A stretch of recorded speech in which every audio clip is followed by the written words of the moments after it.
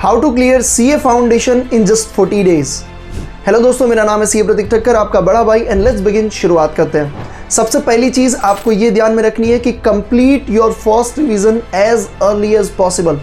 काफ़ी सारे स्टूडेंट्स की सबसे बड़ी जो मिस्टेक होती है वो ये होती है कि फर्स्ट रीडिंग को वो इतना धीरे धीरे कंप्लीट करते हैं, डेडलाइन तो कभी मीट हो ही नहीं पाती और उसके बाद काफ़ी और ज़्यादा टाइम निकल जाता है। अगर आप 5 दिन भी ज़्यादा ले रहे हो अपने टारगेट के आगे तो समझ लो कि वो आपको second revision and last revision में काफ़ी प्रॉब्लम देने वाला है। तो ट्राई करिए कि अपना first revision on time complete करिए।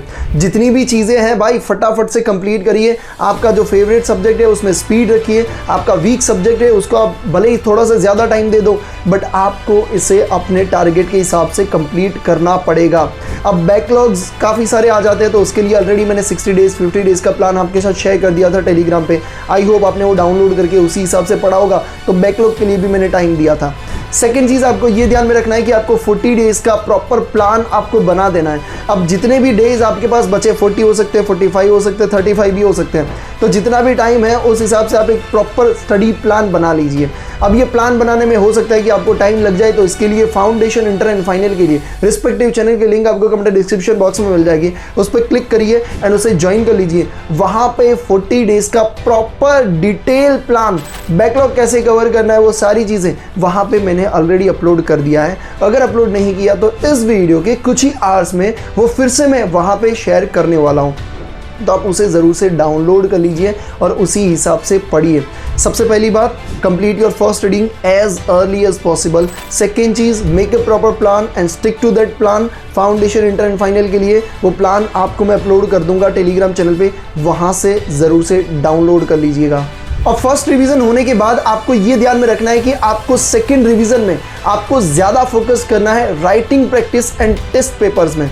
अब देखो, आपका एमटीपी भी आएगा तो वो भी आपको देना है। इसके साथ साथ आपने जहाँ से भी क्लासेस लिए हैं या जहाँ से भी आप टेस्ट राइटिंग प्रैक्टिस कर रहे हो वो आपको करनी बहुत ज़रूरी है।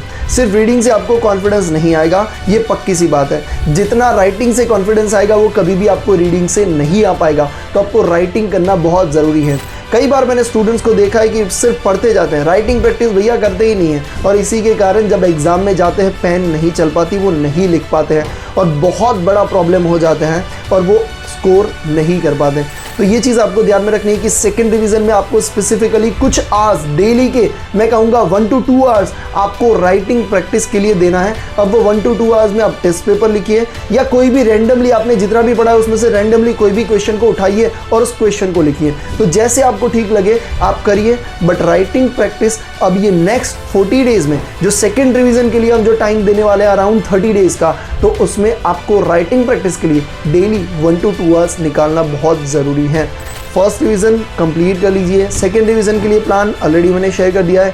अब इस चीज़ में आपको ध्यान में रखना है कि आपको राइटिंग प्रैक्टिस और टेस्ट सीरीज़ के लिए आपको ज़्यादा फोकस करना है। बाकी जो भी आपको इश्यूज़ आ रहे हैं आप मुझे ज़रूर से कमेंट करिए, मैं उस इश्यूज़ को ज़रूर से सॉल्व करने का ट्राई करूँगा आप सभी के लिए। बाकी सब चीज़ें टेलीग्राम पे काफ़ी सारी चीज़ें मैं शेयर करता हूँ, उसे आप ज़रूर से उसका बेनिफिट उठाइए। आई होप आपको ये वीडियो बहुत हेल्पफुल लगा होगा। Thank you so much. जय हिंद।